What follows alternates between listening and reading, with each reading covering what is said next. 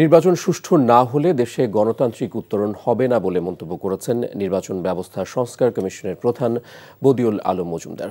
রাজধানীর সিডাব মিলনায়তনে পর্যবেক্ষক সংস্থা ভয়েস নেটওয়ার্কের আত্মপ্রকাশ অনুষ্ঠানে ত্রয়োদশ জাতীয় সংসদ নির্বাচনের সম্ভাবনা ও চ্যালেঞ্জ বিষয়ে সভা শেষে তিনি এ কথা বলেন। অনুষ্ঠানে রাজনৈতিক দলের প্রতিনিধিরা বলেন, নির্বাচন কমিশন এখনও পর্যন্ত জনপ্রত্যাশা অনুযায়ী কাজ করতে পারছে না, কোনো কোনো ক্ষেত্রে পক্ষপাতিত্ব করছে। এতে অংশ নেন বিভিন্ন রাজনৈতিক দলের প্রতিনিধি, নির্বাচন বিশেষজ্ঞ, সুশীল সমাজের প্রতিনিধি ও সংগঠনের সদস্যরা।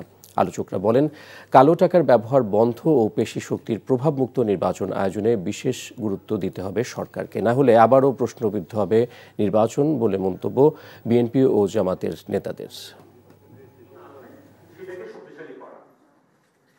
সুষ্ঠু নির্বাচনের কথা বিরাট প্রতিবন্ধকতা আছে। সামনে হলো একটা সুষ্ঠু নিরপেক্ষ নির্বাচন নিশ্চিত করা, তারপরে অবশ্যই গণতান্ত্রিক উত্তরণের দিকে আমাদের যেতে হবে, টেকসই গণতান্ত্রিক ব্যবস্থা প্রতিষ্ঠিত করতে হবে।